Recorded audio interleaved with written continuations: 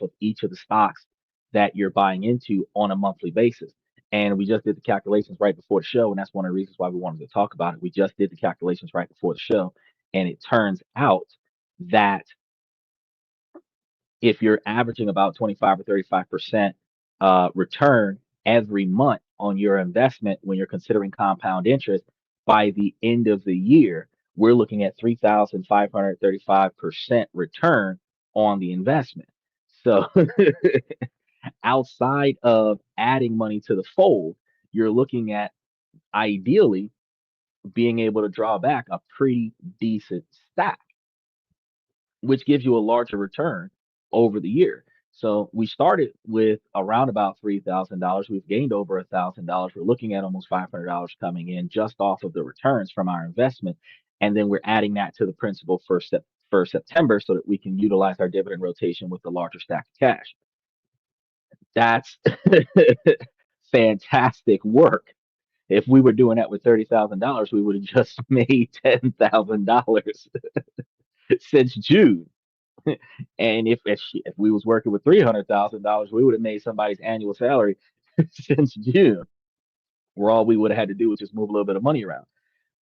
But again, I tell you that it's always more beneficial for you if you're trying to not evade, but um, exempt from certain taxations, that you try your best to buy and hold some of those stocks so that those stocks that are there 60 days before the ex dividend, 60 days after the ex dividend qualifies for that exemption tax rate. So we do want to do less dividend rotations and more buy and holds, but we do the dividend rotations to triple the money. But even if they take 4% out of the money that we made for the year, if we made, you know, uh, $5,000 for the year and they take $1,000 out, we still made $3,000.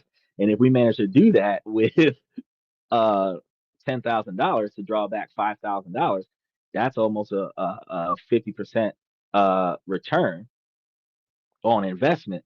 And if they took $1,000 out, that's still a 40% return on investment, where we're still not um, losing any money, and we still got a decent quantity of money back. So it is what it is. And anybody who has a C corporation or an LLC, and you're claiming all of this taxable income while claiming that business, and then you're claiming the expenses of that business, you're able to put deductibles in there that could offset certain things that will end up leading you to a $0 tax bill anyway, where that five stacks is your five stacks.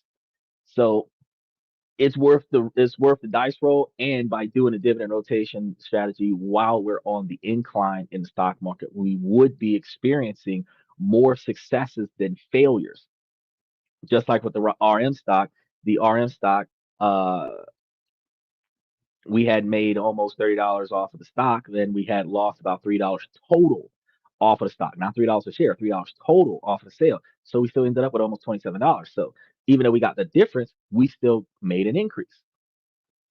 Now, once we start using larger quantities of money, where the trades that we're doing is $2,000 or $3,000 a month worth of payout, which is like an annual salary kind of thing, that's when we start, cooking with hot grease. But we haven't gotten there yet. We're still turning the wheels, trying to master the rotation strategy. And one of the things that I notice is that if you're all in on the dividend rotation strategy, you're not comfortable with selling at growth, selling the difference of growth, and then using that difference to buy back in. So you're missing out on the opportunity to benefit from growth because you are chasing after the dividends. So I'm like, well, let's use this satellite rotation that we talked about yesterday, and we're going to not only dive into that stock, we're also going to play that stock for growth, where we're only going to shave the difference. So if we have a $200 increase on a stock that we're holding while we're waiting on the ex dividend, we're going to sell $200 of it, get that growth, and still get the ex dividends. And we'll be able to rock that wave. We can take that growth. We could, if the stock drops one more time right before the ex dividend, we can buy back in, and we have even more on the principal, which gives us even more shares when the ex dividends come out. We're going to start playing that play. and that's going to give us the ability to be more successful. So we're now going to start playing for growth in the trade, and we're going to start getting growth on the ex dividend. The more we do this, the more advanced we become, and then you start expert level pro status sage trading. And when you're doing that, you don't have to be a day trader because, like I said, we had 3 trades this month. We're gonna have probably we're gonna have 2 more trades this month. So it would be 5 trades out of 5 weeks. We're gonna have probably 4 trades next month. And we're probably only gonna do 2 or 3 out of the 4 trades because 2 of the trades are on the same day. So you're looking at really doing 4 or 5 trades a month, and you're drawing back thousands. And that's something that you really got to consider when you're trying to get in there and make money off the stock market. So we're not actually trying to be a day trader. We're just trying to blow up on our investments. Now, today we're supposed to be talking about Rwanda, and I was telling you guys about the stocks because I give you guys the updates on the stocks every day. So regardless of what topic that we talk about, we're talking about investing in other countries today. We do that every Wednesday. Monday we talk about how politics and global economic standings impacts our money, whether we're investing, saving, governmental changes that changes the way we do business on a day to day. All of these things impact our money. We talk about that on Monday. And then Tuesday, we literally talk about how to invest and where to invest and stuff to that effect. And if there's a business opportunity that we can get into when we're not talking about investing, we talk about ways for you to earn more money so that you can have extra money to invest. That's what we do on Tuesdays. And then Thursday through Saturday, we talk about how to improve yourself personally. Now, we capitalize on any changes in the stock throughout the week, and we let you guys know at the top of the show. So if you come here as soon as the show starts, which is why I tell you to hit the notification button, if you come as soon as the show starts, you will hear about any changes in the stock market that we've observed with the stocks that we're following, and any buying and selling that should be done if it hasn't already been done. Like tomorrow, CHRD is going to be sold. So if you didn't buy into it by today, you missed it. But today you were selling RM stock if you bought it on Monday, because DHT stock, you couldn't buy it if you didn't buy it before Friday, because DHT stock was ex dividend date on Monday. Today, Wednesday, was RM stocks ex dividend date, and then tomorrow is Cord stocks ex dividend date.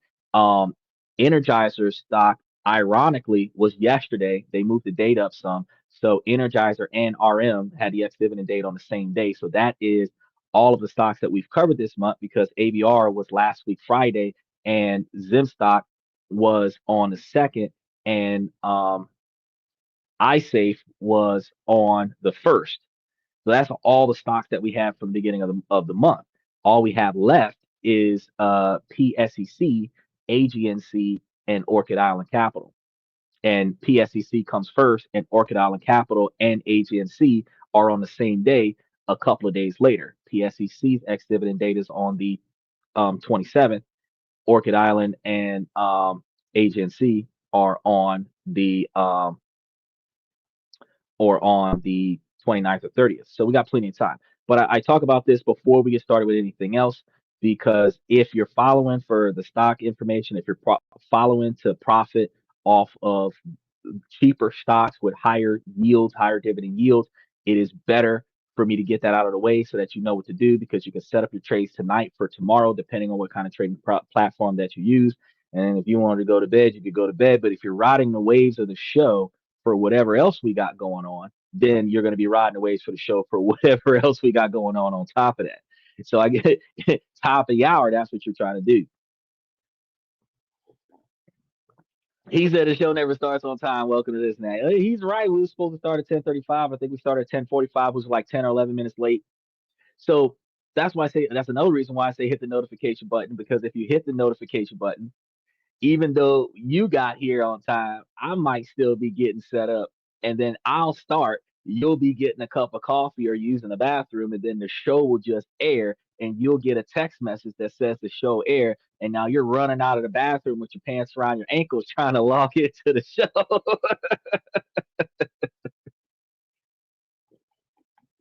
He says past my bedtime. Boy, you 70 years old. Ain't no such thing as past your bedtime. You can't sleep anyway. You're gonna go to sleep at like 1 o'clock in the morning, 2 o'clock in the morning. You're going to sleep for 3.5, 4 hours, and you're going to be up at 5 o'clock.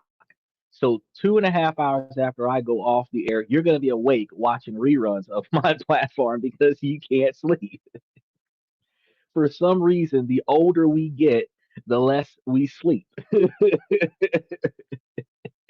And anybody who's a day trader who's gonna, especially if you're in California, because the stock market opens at 9:30, you're gonna have to get your trades set up before 6:30 in the morning in California. So if if you're getting this information from me right now, where it's like, because we're in Florida right now, it's midnight, so it'll be like 9 o'clock over there in California right now. So if you're getting this at 9 o'clock at night in California, you're about to go to bed. When you wake up in the morning at 5:30, 6 o'clock in the morning, your trades is ready to go. So when the stock market opens, you already know which ones you aiming for. Because I am only talking about undervalued stocks. So everybody else is talking about all the stocks that have the most traffic, all of the stocks that have the most publicity. And I'm talking about all the stocks that nobody else talks about. Those are the underrated stocks that are the cheapest ones to get that still are higher performing than the most popular ones, because ones like Coca-Cola, Johnson and Johnson, PepsiCo, those are well-known stocks that have been around for generations and they're over 100 something dollars a share. And when I tell you that PSEC is like $2.35 a share, you can buy like 200 shares of PSEC at 5 cents a share, where you can only buy one of Johnson and Johnson. Johnson and Johnson is only giving you like 12 cents or 25 cents a share. So for the price of one share of Johnson and Johnson, you might could get like $25 of shares from PSEC.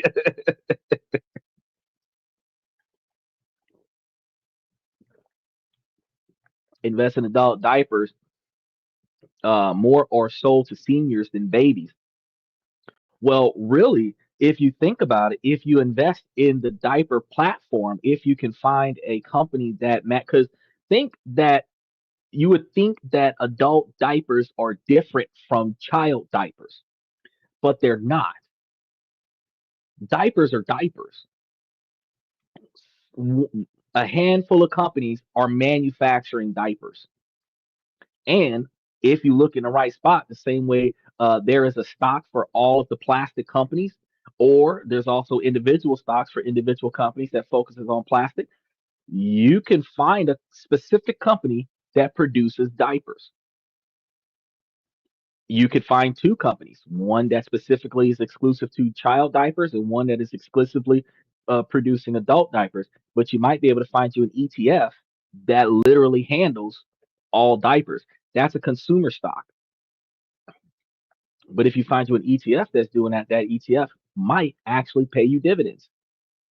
And when we started talking about growing our portfolio for 2025 for individuals that are just getting into investing, I was only focusing on the really cheap stocks that have the really high payouts so that you can take the dividends and reinvest them into your portfolio to grow them faster. This helps low income individuals expand their investment opportunities, because as you gain more money in your portfolio, you can sell something and rebalance your money for a stock that you really wanted.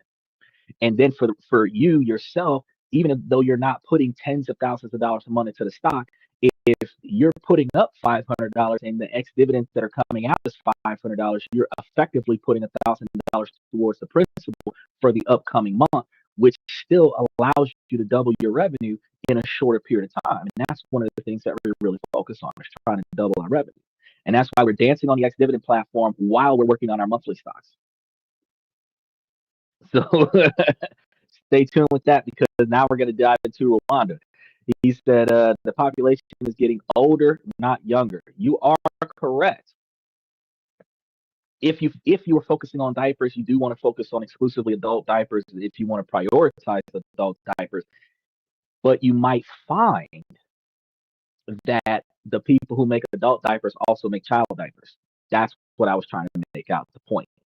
So yes, the child diapers are going to be from the child being newborn until the child is like 3 or 4. Then that's it. But adult diapers might start from when they're 40 if they have a bladder problem until they're 85 or 90, which means that that adult is going to spend more money on diapers based on their health than what you're going to spend on a child based on their potty training. So you're right. You will make the more adult diapers are going to be sold over a lifetime than child diapers. So I'm not saying don't get adult diapers. I'm just saying that if you can find a diaper company, if it does both, you've got more returns on that one than what you would if you just get the one. But diversification, do some for adult and some for child. That's still a consumer stock, and it's still going to be in effect during COVID. And that was that diversification. That's why we were saying put it into an X dividend, put it into another X dividend, and continue to rebalance your platform until you've reached that, 20 to 40 stocks that you feel comfortable with, like we were talking about yesterday. Because you guys, if you would have been here yesterday, we went through 40 of them. And I put them into the comment section so you'll be able to find them, all 40 of the stocks, and you'll be able to pick them up and make it do what it do. So let's go ahead and get into Rwanda, because Rwanda, we were supposed to be talking about another country, because every Wednesday we talk about a different country we can invest in. And Rwanda is one of those countries that seems to stand out a lot like I can't think of the name off the top of my head, Bangladesh, because Bangladesh was a very popular country. We had Kazakhstan last week, but Bangladesh is like a diamond in the rough kind of thing, and nobody knows that it exists, and it's very good. Rwanda is landlocked. Well, yes, it is landlocked, and I was just about to talk about that because it's one of the smallest, most landlocked countries in Africa, but it is quietly positioning itself to be a continent's next economic powerhouse. So y'all already know we about to get into it because it's a nation that less than 3 decades ago was at the heart of a disadvantaged tragedy and is now grabbing the attention of millionaires and savvy investors worldwide. And that's the tragedy. The Civil War in 1994 still recovering, a lot of buildings going on, which means a lot of real estate investment available. But this isn't a story about charity or foreign aid. This is a story about a meticulously planned and astonishing successful economic revolution. So we're going to uncover the specific high growth sectors from green technology to luxury tourism that are attracting smart money and creating new fortunes. And this is a story of how Rwanda is engineering an economic masterpiece and why the smart money is flowing in before 2026. So I want you guys to stay with us as we dissect the blueprint of Africa's rising star. To really get where Rwanda is going, you have to understand where it's been. And the story of the modern Rwanda doesn't start with a spreadsheet of investment portfolios. It begins in that abyss with that 1994 genocide against the Tutsi, which is a scar on the consciousness of the world. So we have to understand that that's where everything started, like Michael was talking about. He said Hutu? No, Tutsi, Tutsi.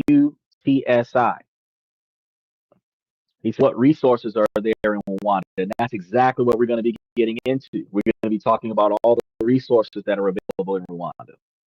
So in 100 days, a nation tore itself apart, and the aftermath was a scene of almost unbelievable desolation. Now, the economy was non-existent at the time, and infrastructure was also annihilated. So the social fabric was shredded beyond recognition, leaving a traumatized population and a failed state. The poverty rate was a staggering 78% at the time, and the country was a symbol of human catastrophe, a place many wrote off as permanently broken. From This absolute ground zero from this point of unimaginable despair, the story of the most unlikely national turnaround of, of the 21st century, as a matter of fact, began. Now, the question that baffled everyone was, how do you even begin to rebuild from absolute nothing? Well, if you grew up in a poor black neighborhood, we'll show you. But for everybody else, we're about to explain that. The answer wasn't just rebuilding what was lost, but building something entirely new. This wasn't a random recovery, it was a calculated top down reinvention of a nation driven by three core principles: unity, accountability, and thinking big. So, leading this charge was President Paul Kagame, a figure whose leadership can't be separated from Rwanda's tragedy or the trajectory. The new government understood a basic truth: a nation divided cannot stand, let alone prosper. The first order of business was to dismantle the ethnic divisions that fueled the genocide and forge a new singular national identity, Rwandan. So this was the exact same thing that Thailand did. Uh, Logical and social reconstruction was the bedrock for the economic blueprint. Think about this. They also did that in Puerto Rico. And that's one of the reasons why the $0 tax thing got disbanded. But this was called the Vision of 2020. It was launched in the year 2000, and it was an ambitious 20-year plan to transform Rwanda from a low income, architecturally based economic platform into a knowledge based, service oriented middle income country, which is big difference. New World Order Rwanda. Oh yeah. Oh yeah. They set precedence here. Now, when it was announced that many institutional observers were skeptical about that, it turned out that those skeptics were wrong. While not every single goal was met by the deadline, the progress was breathtaking. This is where the Singapore of Africa narrative took root. This wasn't just about economic growth, it was about creating an environment where that growth could thrive. It meant a zero tolerance policy on corruption, which has consistently made Rwanda one of the least corrupt countries in Africa. It meant an obsession with safety and cleanliness, famously stabilized by the nationwide ban on plastic bags. So you can't invest in plastic stock with them because that's not going to happen. But a move years ahead of its time. It meant creating a hyper efficient environment for business.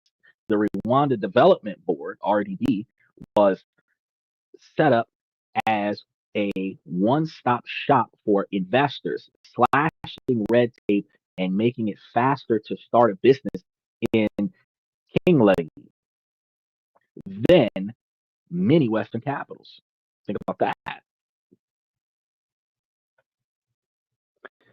The land of a thousand hills, also called the Swiss Alps of South Africa. Yeah, true, true, true, true. Special shout out to Africa, the motherland.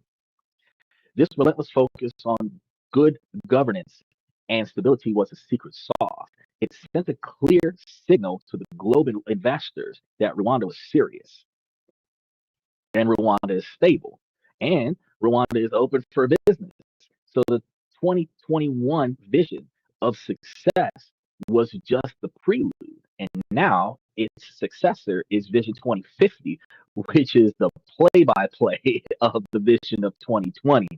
That was about survival back in the day, with President Kagame stating that the Vision 2050 is about the future that we choose because we can and because we deserve it, which is a whole different ball game. The first vision was about survival. The second vision is about massive, unrelenting growth. Michael said, I think we need to go there. Average income is $61 per month. Well, I'd be balling out of control in that country. Yeah, he said the average income. Yeah, I didn't even get that far. He said the average income is $61 per month. If the average income is $61 per month, and you go there with a $2,000 a month lifestyle, bro, you are balling out of control over there. You're going to be the king of kings over there.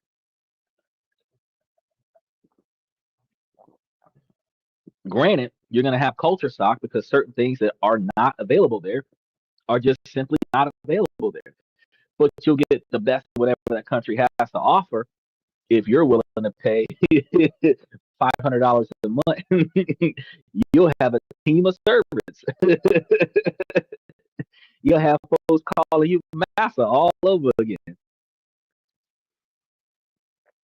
You be super rich over there, super rich. You do realize that worldwide, $30,000 a year is considered wealthy. It don't work that way in the United States, but in some countries, $30,000 is a lot of money. It's a lot of money.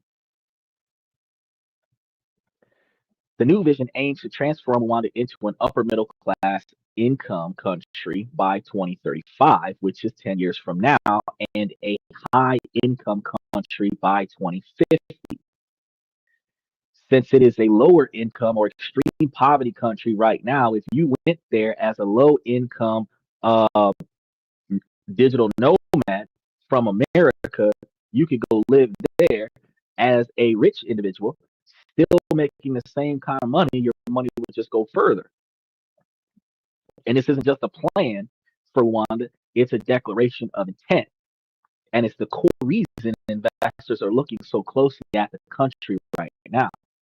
So the story of Rwanda rising is inspiring, but for investors, narratives only matter if the numbers back them up. And Rwanda's numbers are compelling.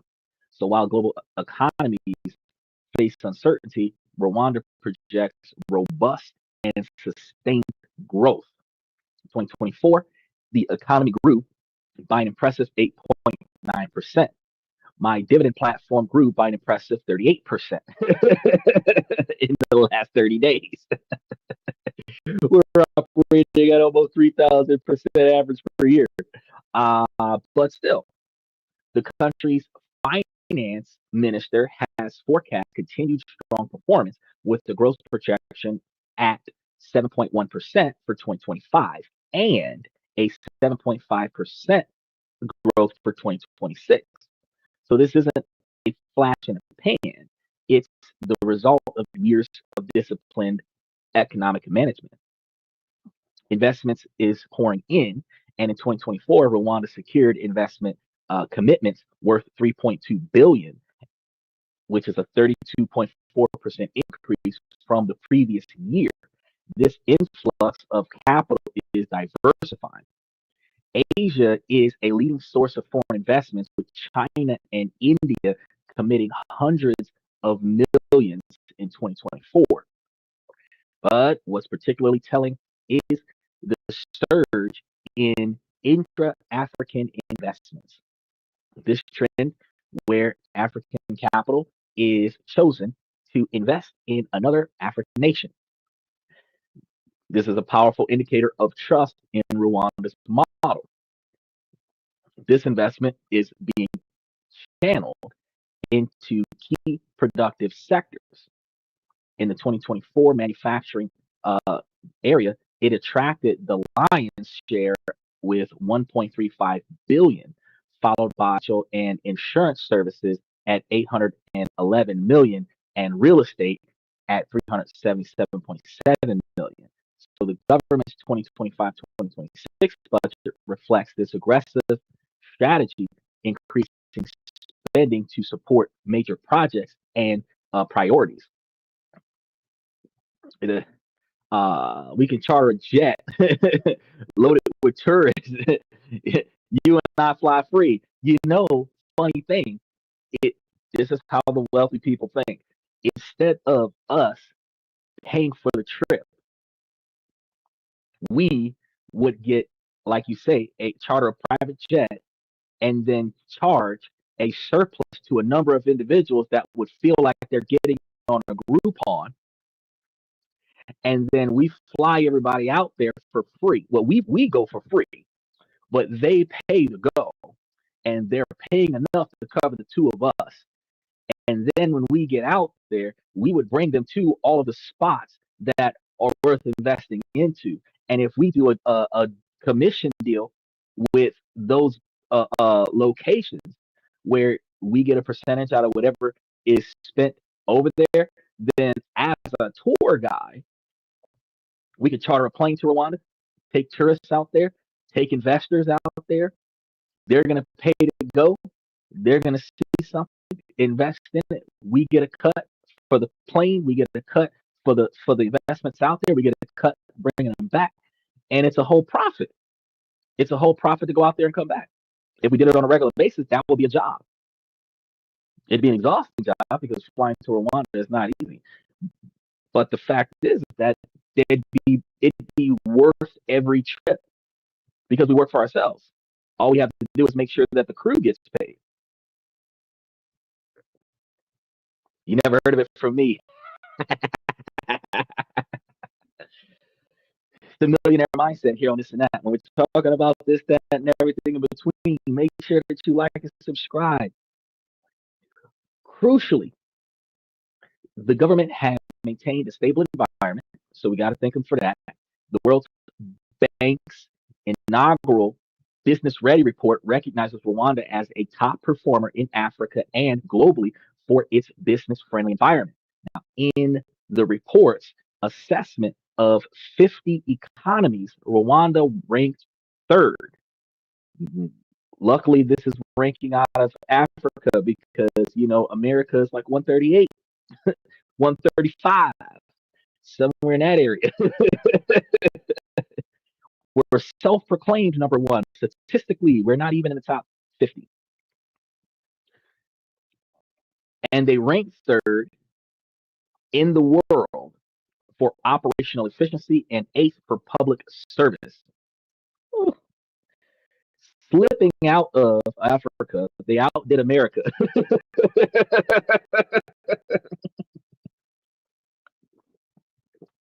This has started to make me think outside of crime and suicide. I want to know what is, and abortion. I want to know what is America number one for.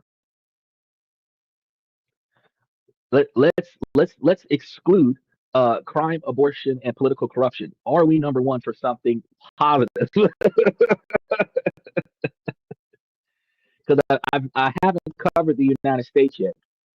We have over 200 countries that we cover, and we're covering at least one country a week, sometimes two or three countries a week. So we should cover over 200 countries in over 200 weeks. With 52 weeks in a year, we might cover every country around the world within 2 years. Eventually, we're going to talk about how awesome the United States is, but they're not number one on the list of countries we're going to cover because we're going to start from the most unknown countries and work our way up to the most known countries.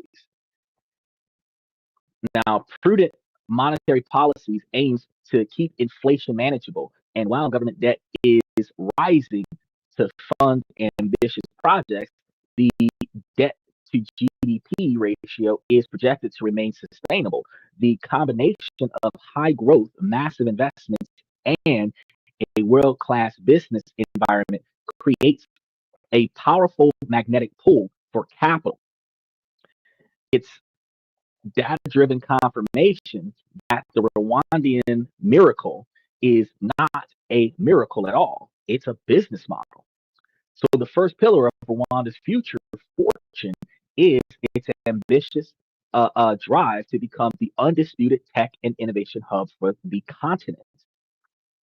This is a systematic plan to re-energize the entire nation for a digital first, knowledge-based economy. The crown jewel of this strategy is the Kigali Innovation City, KIC, a project of breathtaking scale. Imagine a 61-hectare purpose-built smart city, a nerve center for tech talent, research, and commerce. Construction officially began in September of 2024 on this development, which is being co-sponsored by the Rwandan government and Africa 50, a pan-African infrastructure investment platform for these buildings. It's a fully integrated ecosystem. The master plan includes world-class universities, startup incubators, accelerators, and R&D facilities, all co-located with housing, retail, and hospitals. You ain't got to go that far for work. Two prestige institutions, uh, Carnegie Mellon University of Africa and the African Leadership University, are already anchor tenants. The vision is clear: create a critical mass of talent and capital. KIC is projected to create over 50,000 jobs and generate 150 million in ICT exports annually, and attracts more than $300 million in foreign direct investments on its own. When it's completed, it's designed to be the digital heart of Africa. But the ambition extends far beyond this single project. The government has laid a nationwide fiber optic network. Now, T-Mobile was doing something like this already. They're covering the East Coast right now. So Florida's starting to get it, Georgia's starting to get it, but we're not really seeing it that much on the East Coast as of yet. This is providing the backbone for widespread connectivity. There is a strong push towards a cashless economy, which has supercharged the fintech sector. The Rwanda Startup Act is also designed to make the country a global hub for entrepreneurs by streamlining regulations and providing incentives.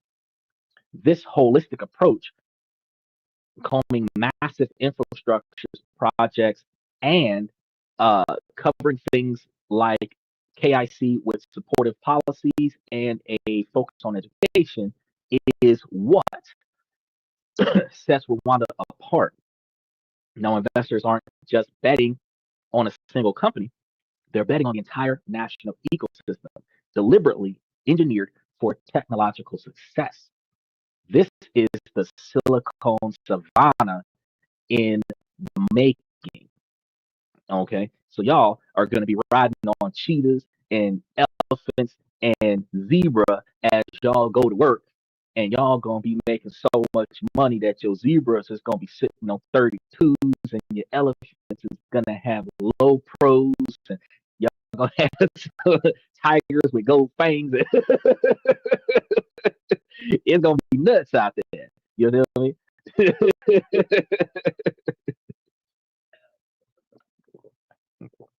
Then braided the cheetah's hair. So cornrows is the style. Look, now the second pillar of Rwanda's economic strategy is just as revolutionary as its first.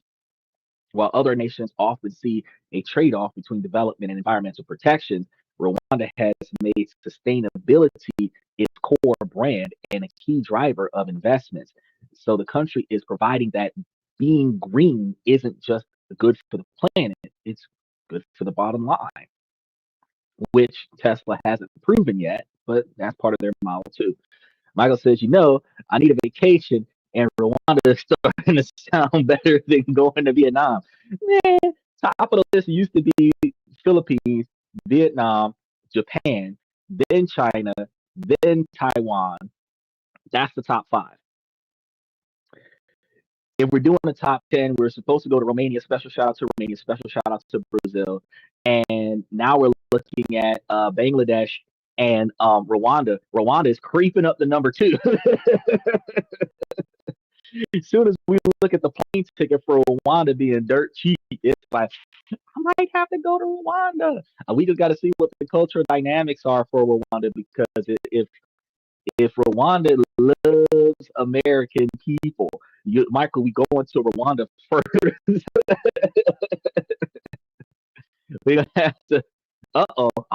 It's cheaper. The round trip from Seattle to Rwanda is less than $2,000. Oh my goodness! So much for Vietnam. So much for the Philippines. Well, guys, we we're gonna have to take it back to Africa.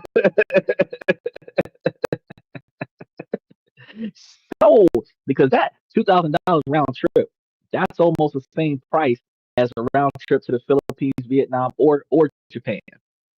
And he just said like they're I haven't gotten to that part of the show yet because we're supposed to talk about the standard of living. But he's like, wait, they're getting paid $67 a day out there, or $67 a month out there. I'm like, hold up.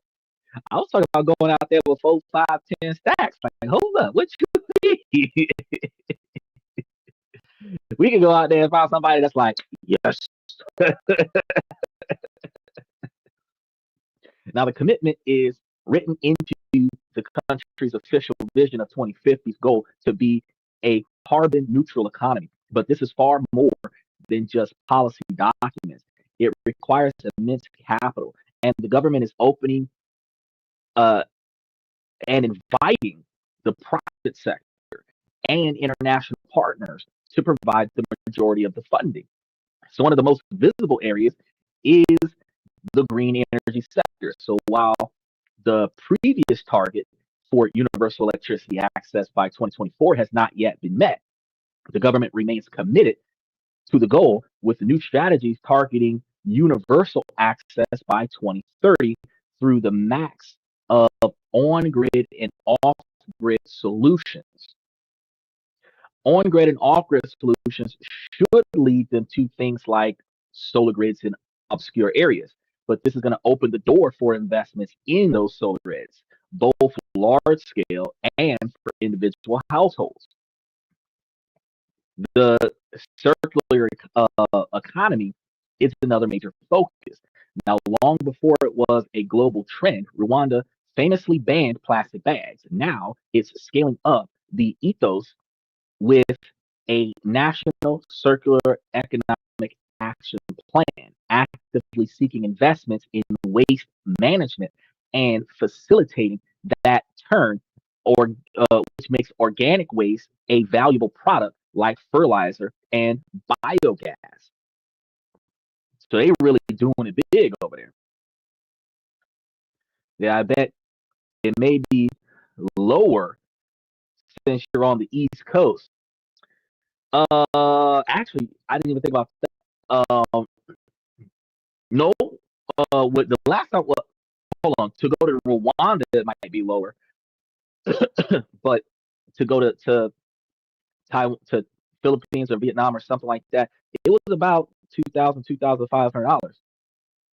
Even if I drove to Miami first and then caught a plane out, it's still pretty expensive to get there from Florida.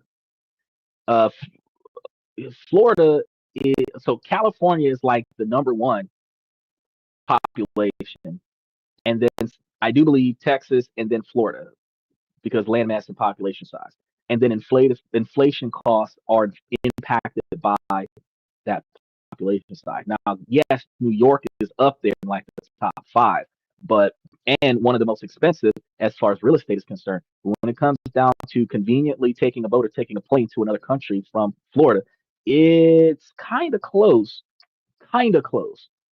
But you also have to recognize that we start seeing um, new airlines coming out, and the new airlines that are coming out, like Breeze, is going to make nationwide flights a little bit cheaper because there's more competition. The cost for a flight might be easier to obtain because instead of you getting whatever's available from America Airlines or Delta, and nobody wants to fly Spirit, you're probably going to be able to find something closer to what's going on. Like I said, I can see data storage units being in Rwanda. Yes, but you know what will be if you were going to Rwanda, recognizing that they're about to do big things with tech, you could create two businesses that play off of one another as far as your profits. You could create a power grid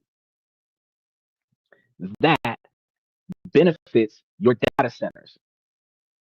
So if you have data storage centers that are partnering with your power grid, you're not paying any money for electricity. You're selling the overage of electricity to the government, and you're providing a large quantity of data space to the government,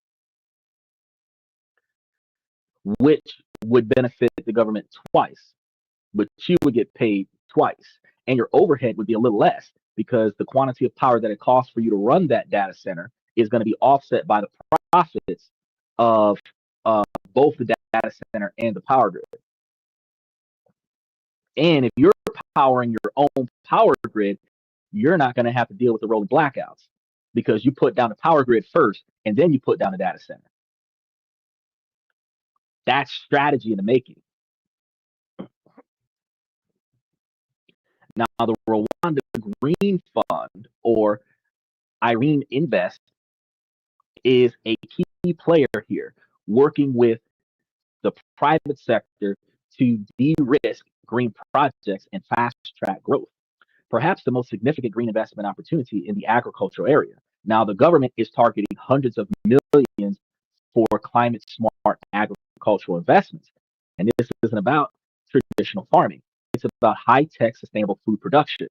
So I think about powered by solar energy like the Gabbro Agribusiness Hub. Think about them. Gabbro Agribusiness Hub. There's a push for organic fertilizer production and climate resilient crops, which can also tap into the growing global carbon credit market. Now, this comprehensive strategy is incredibly appealing to a new generation of investors with a ESG, which is environmental, social, and governance mandate. It offers a unique proposition: the chance to generate significant returns while contributing to one of the most compelling natural sustainability stories in the world. Now, if you're finding this deep dive into Rwanda's quiet revolutionary valuable, take a moment. I want you guys to tell you guys again to subscribe, hit that notification button because we got a lot of things going on throughout the next week. You don't want to miss any of it as we go beyond the headlines to give you guys the analysts that you need to understand the economies shaping our future. Your support is going to help us to create more content exactly like this and even better. Now, let's get back to the final pillars of Rwanda's astonishing transformations. The millionaire playground. This is where we're going to start. The third pillar that they have built is arguably one of the most directly targeted at high net worth individuals. A masterfully crafted low volume, high yield tourism strategy. Rwanda has consciously rejected the mass market model. Instead, it has curated an exclusive luxury experience that commands premium prices and protects its unique natural assets. The centerpiece is gorilla trekking in Volcanoes National Park. Gorilla trekking in volcanoes. Volcanoes National Park. I'm going to be real. You told me about the Harry Potter ride, and I thought, wow. You told me about Toy Story Land over in Disneyland, and I'm like, wow. These folks is like, hey, you want to go walk through some volcanoes? What? You think Six Flags is a roller coaster. Try let's leave before this thing erupts.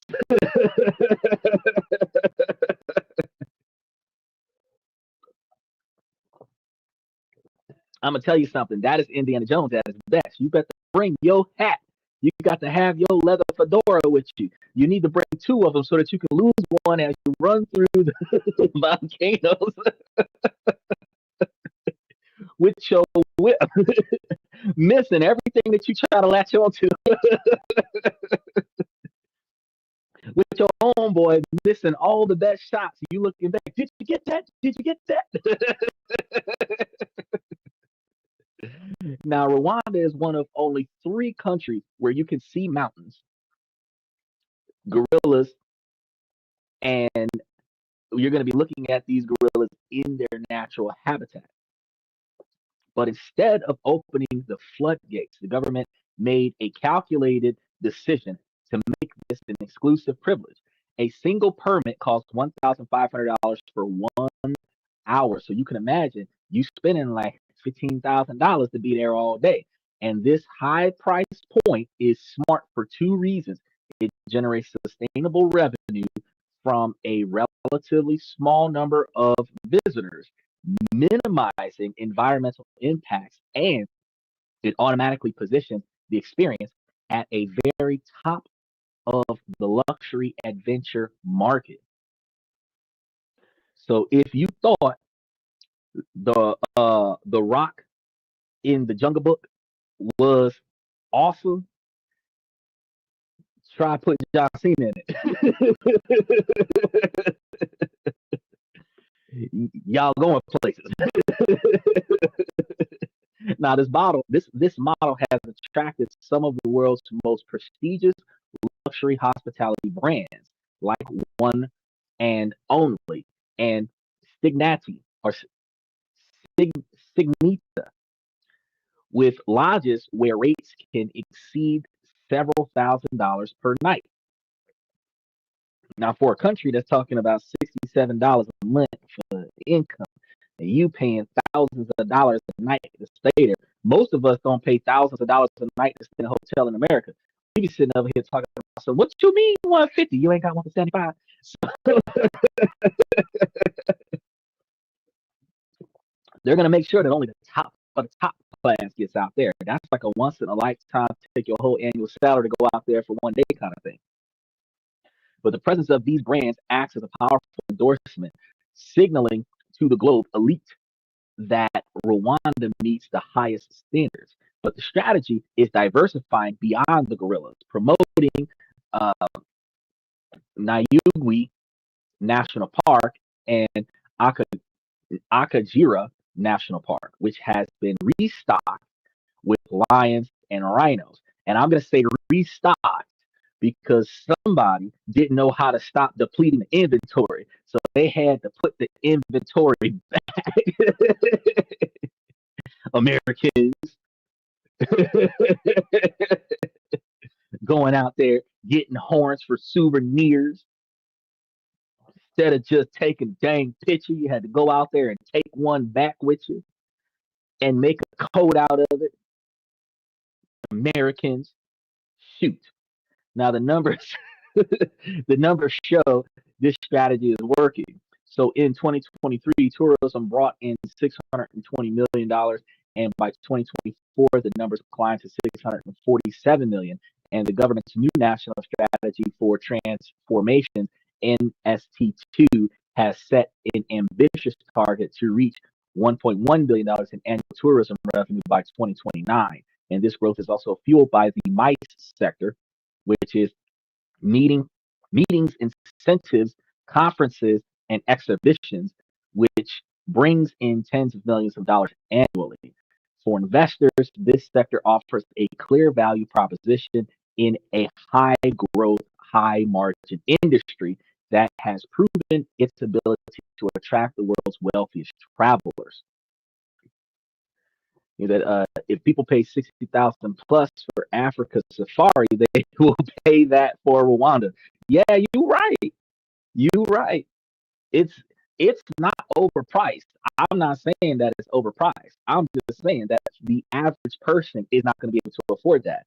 The but thinking about this, their goal was to make as much money as they could off of it while minimizing the quantity of uh, human exposure into their wilderness so that they are not destroying their natural habitats with the tourism. Because if only a few hundred people a year can make it out there and they can make a few $1 million off of that few hundred people, there's less damage to their natural habitat and they can still turn a major profit off of it. But if they were doing it for like $50, we would have millions of people trekking through there on a regular basis. You would have more footprints than you have grass, and that would just destroy their ecosystem. So by setting those really high prices, you're going to make money off of a limited quantity of people gaining access to a restricted area. So I think that it was a fantastic blueprint. I'm just saying, like, you making $70,000 or $100,000 a year in America, your ass ain't paying $60,000+ for one day in a damn safari.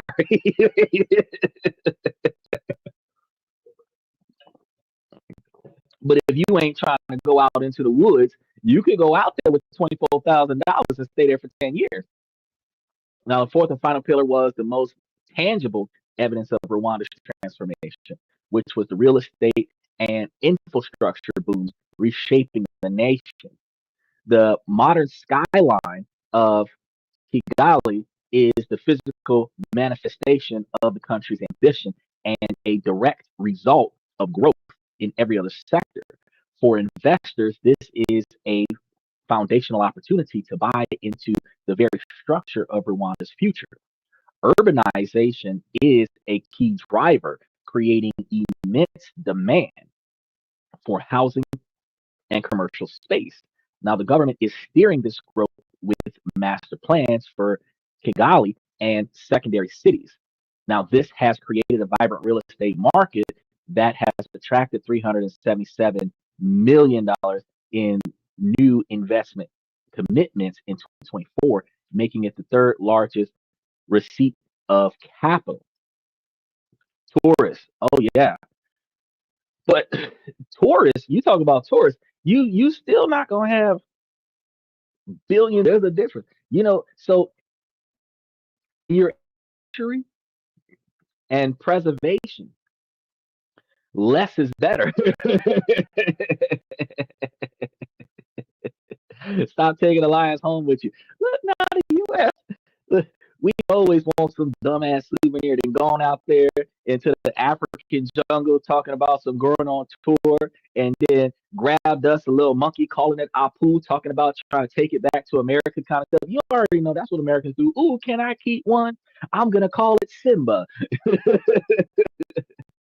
I'm going to call the other one Mufasa.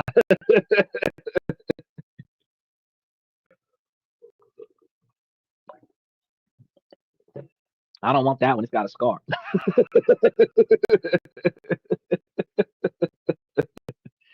Damaged goods.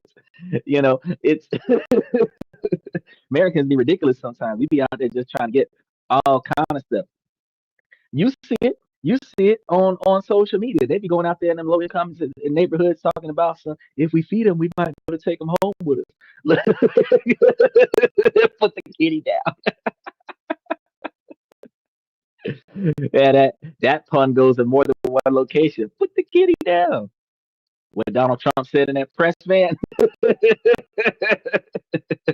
grab him right with the kitty.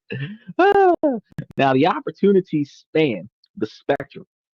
So there's a clear demand for high end properties and to cater to the growing number of expertarians and executives. At the same time, major initiatives are underway to develop affordable housing for the bargaining middle class. So beyond building infrastructure development is proceeding at a breathtaking pace. The most significant projects in the new Bugesera International Airport is a massive $2 billion undertaking. While construction has faced delays, the last official timeline suggests that the airport could become operational between 2027 and 2028, which means we got 3 years before the airport is up and going and we can get our money together. Now, when completed, it will be a state of the art aviation hub, positioning Rwanda as a key logistical nexus for the continent. This creates a paradox that astute investors can see. While the cost of living in Rwanda is rising, with some estimates placing a monthly expense for a single person around $704, the average local salary after taxes is still, look, I'm going to say that again. The average local salary after taxes is still estimated to be only about $253. Now, this gap highlights a market that is still early in its growth curve as high value jobs multiply. Local purchasing power is set to increase dramatically. So, interesting, if you're investing in real estate and infrastructure, now is a bet on the future convergence. It's not just about steel and concrete, it's about building the physical container for a national prosperity of the whole nation. He said, Rwanda appears to be a gold mine. I'm liking that. One of the best things about finding these diamonds in the rough is that there's a tidal wave of success coming. And if you get in on the ground floor, you will experience the most impact on your return. If you wait until after it's done, you can ride the wave on the back end and get whatever's left. But if you know that they're putting billions of dollars of investments into building an airport system that might be done by 2028, you could be putting large quantities of money into that airport's construction between now and 2028. And when that airport is built, you can get a pretty damn decent return if you hold instead of sell once they start using that airport.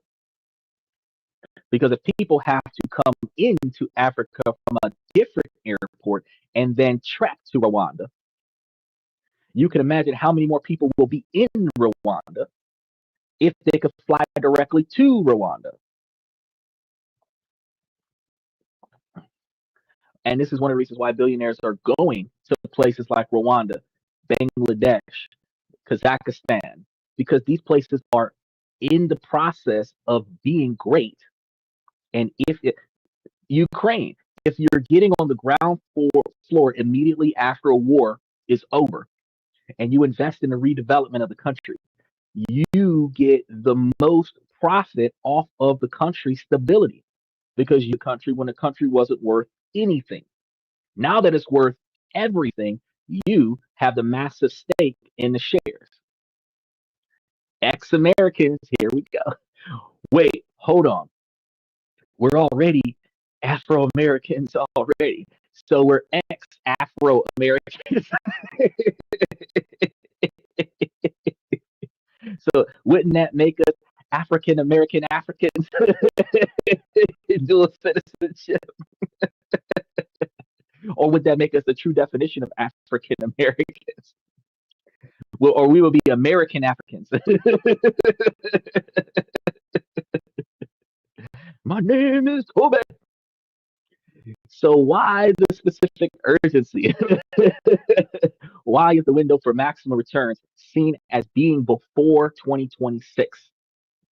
Now, the answer lies in the convergence of several powerful catalysts that are set to propel Rwanda from a growth story to an established destination. The period leading up to 2026 represents a critical tipping point. First, the momentum is accelerating. The economic data shows that Rwanda's growth isn't just continuing, it's accelerating. The record investment commitments secured in 2024 are a signal that the wider world is catching on. The early mover advantage, which allows for higher returns, naturally shrinks as the market becomes more proven. The years before 2026 are likely the last phase of the ground floor opportunity. Second, major strategic projects are going to be reaching key milestones as well. So Kigali the Kigali Innovation City, which broke ground in late 2024, is expected to be completed in the next couple of years. As this hub becomes operational, it will create a powerful gravitational pull for tech talent and capital. Similarly, with the new Bugasaria International Airport, BIA, slated for completion in the coming years, the vision of Rwanda as a continental logistical hub will be that much closer to reality. This is going to be a factor that will be priced into the market. Third, the National Strategy for Transformation, where the government's current 5-year plan runs until 2029. The period up to 2026 represents the core implementation phase, when the government's focus and resources will be most intensely applied to hitting its targets. Investing now means aligning with the peak of this strategic push. Finally, there's the dynamic of global perception. Rwanda has been steadily building its reputation by hosting major global events like the Commonwealth Heads of Government Meetings. Commonwealth Heads of Government Meetings. And then they're going to be securing partnerships with brands like Arsenal, PSG, and FC Bayern Munchen. FC Bayern Munich. Hard to pronounce these things. The story is getting out, y'all. Everybody knows about it. He's like, now you're talking like me. That makes me happy.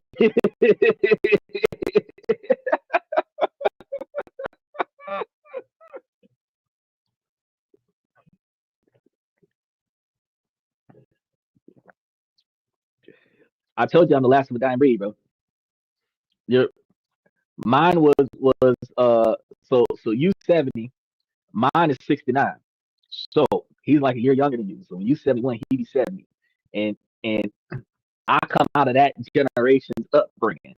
So I am the last generation of you guys that were born between 54 and 56.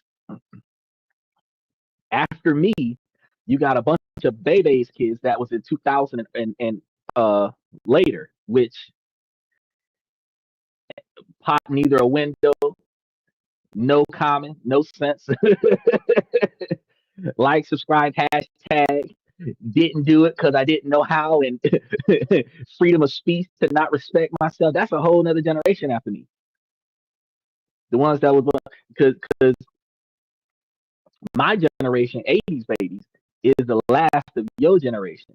And the kids that came out from us, which are going to be 2010, 2009, people that were born after the internet was a thing. Them churn don't know what they need to know and know too much stuff that they don't need to know. And that's one of the reasons why they don't make the right decisions. And most of them didn't have somebody with knowledge to teach them what the right decision looked like. So they just wing it. And it didn't work out in their favor. So we got a whole generation of that's going to be at the in 20 years. That's going to be what's running our country, is all them 2009 and 2010 babies that out the woodwork. Your best bet is to build your capital now, so that in 10 years, when this tank, you got money to go somewhere else to say, I don't got to deal with that. I'm in Rwanda now.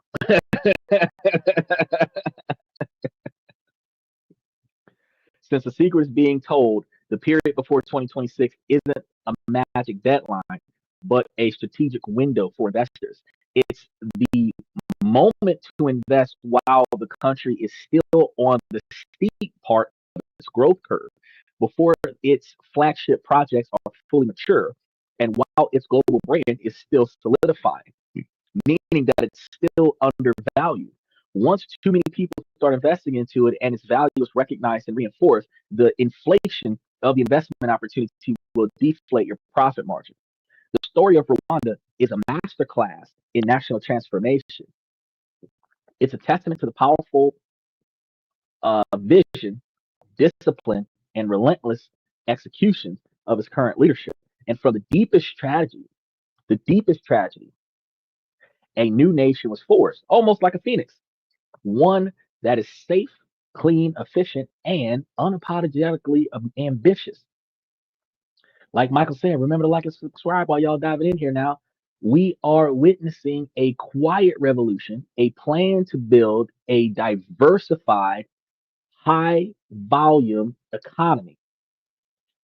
And it's a strategy built on powerful pillars: a thriving tech hub, a pioneering green economy, a high end tourism model, and an infrastructure boom building the foundations of future prosperity.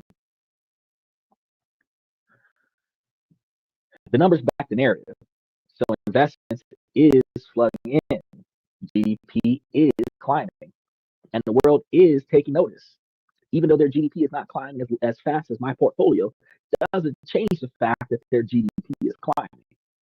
For investors, Rwanda presents a rare proportion, a high growth, pro business government with a stable market and a clear long term vision. The urgency, the reason smart money is moving before 2026 is about capturing the experimental phase of this growth. It's about investing in the blueprint before the full cathedral is built. Rwanda isn't just Africa's next success story, it is, in many ways, already here, offering a proven model for development. One only question is, who will be part of the next chapter of its incredible journey? What are your thoughts on Rwanda's future? Do you see it becoming the Singapore of Africa, as they say? Let us know in the comments below. And for more deep dives into the economies that are shaping our world, don't forget to like and subscribe, because we are pulling out new countries every week, countries that you didn't even know existed. And we're giving you the ins and outs of how great they are, where you can go and live more affordably in some of the most expensive countries in the world and still be able to turn massive profit in early development and early growth. Likewise, some of these countries you can find, especially those in the Middle East that still have those family-oriented cultures, you can still find some of the most fantastically suitable partners for those gentlemen that are passport bros that are trying to find a better way than the Western culture. He said, my generation was sex, drugs, and rock and roll. I remember Woodstock and Burning Man, and ironically, stocking wood to burn a man was not what y'all were supposed to do. But I mean, if you didn't learn how to tie a rope, you do now. Don't worry, I learned how to tie one too. I was there. I just poke holes in my pillowcase and showed.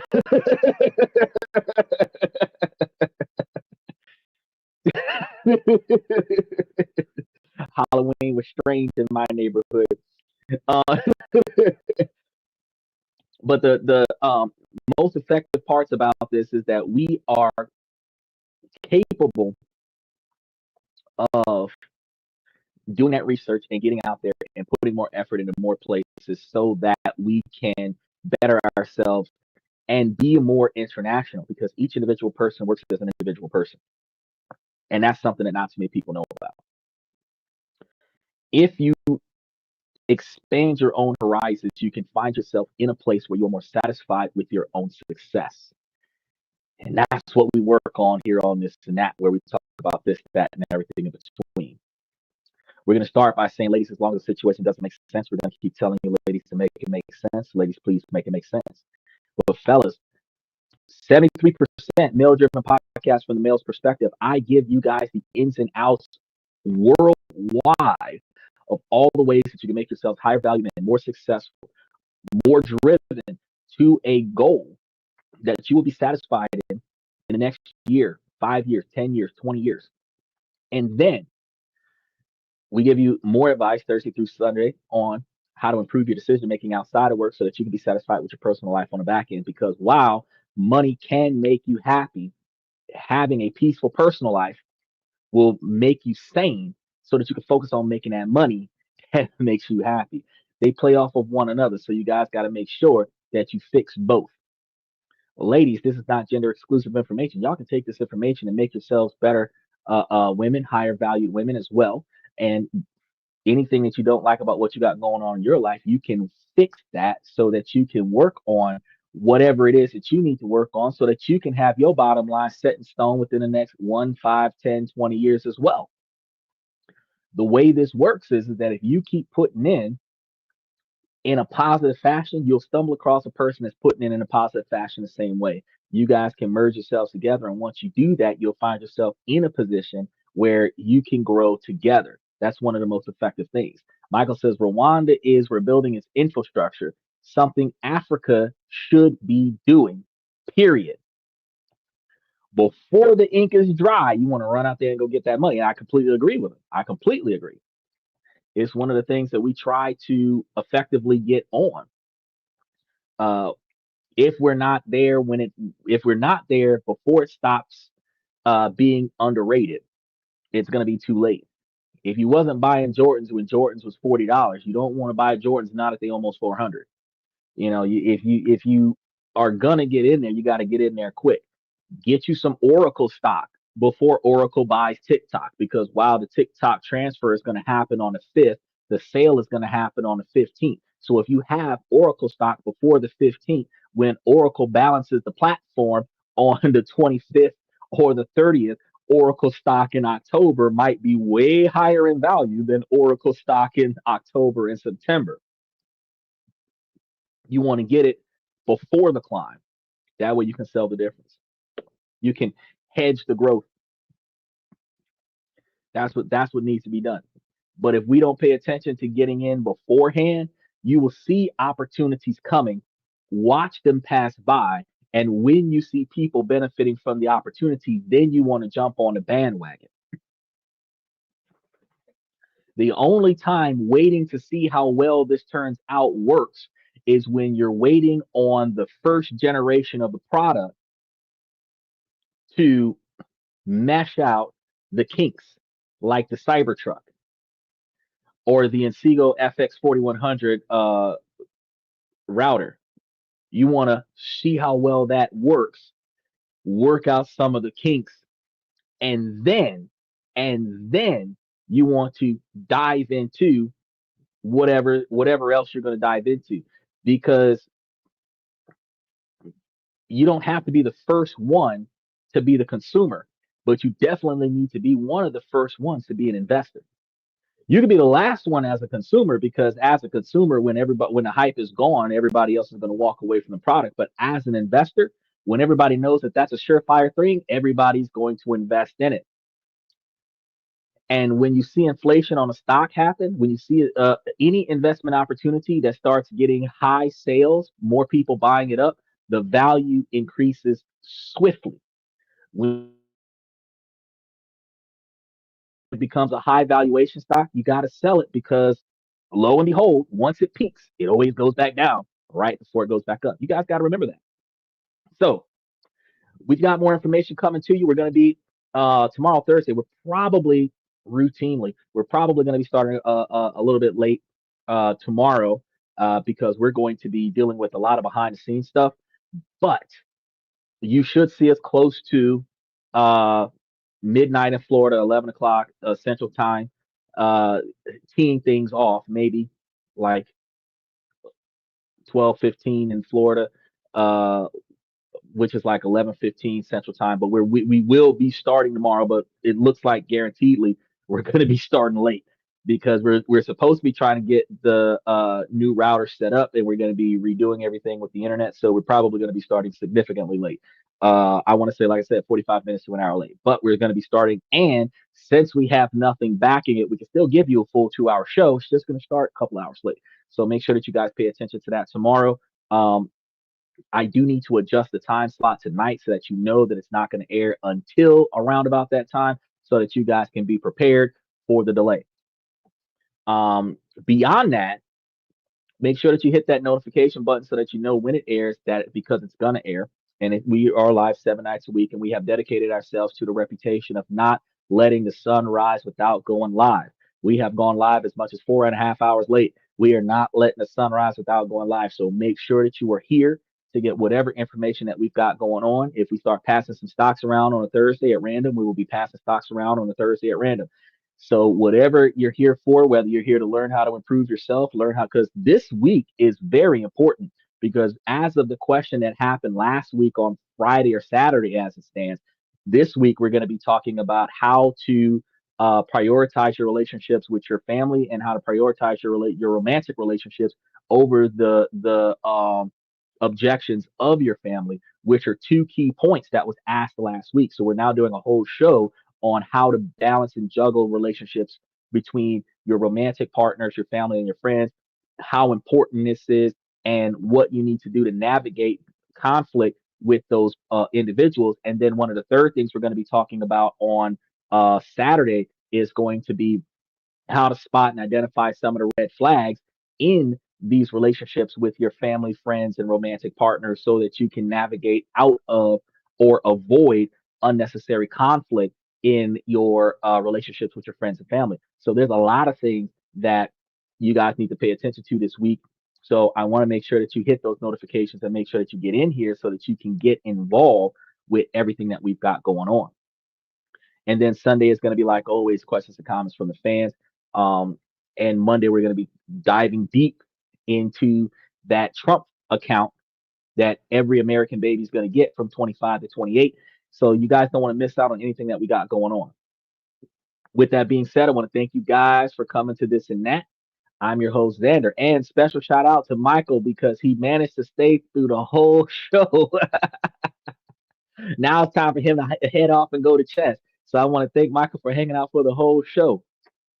Thank you for coming to This host, Xander, where we talk about this, that, and everything in between. And I'm going to see you guys tomorrow night.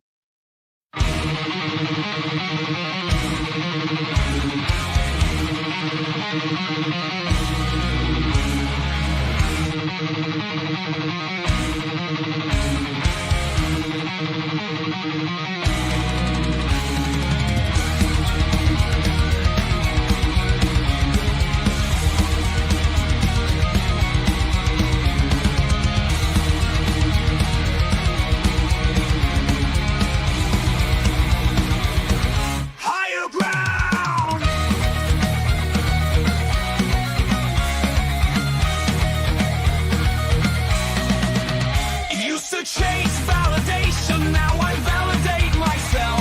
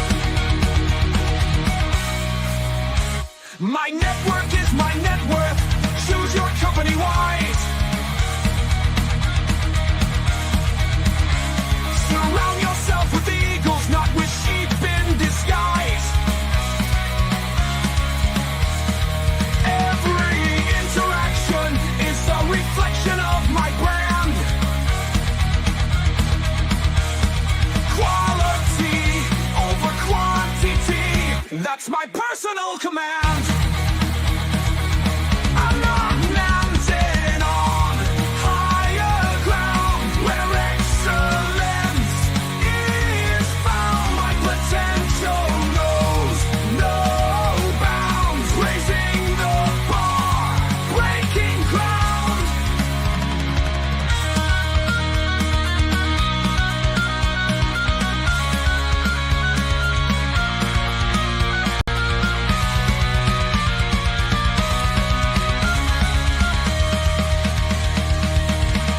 I'm not just living, I'm manifesting my vision, cutting through limitations with surgical precision. My expectations are my compass, my respect is my shield to mediocrity and chaos. I will never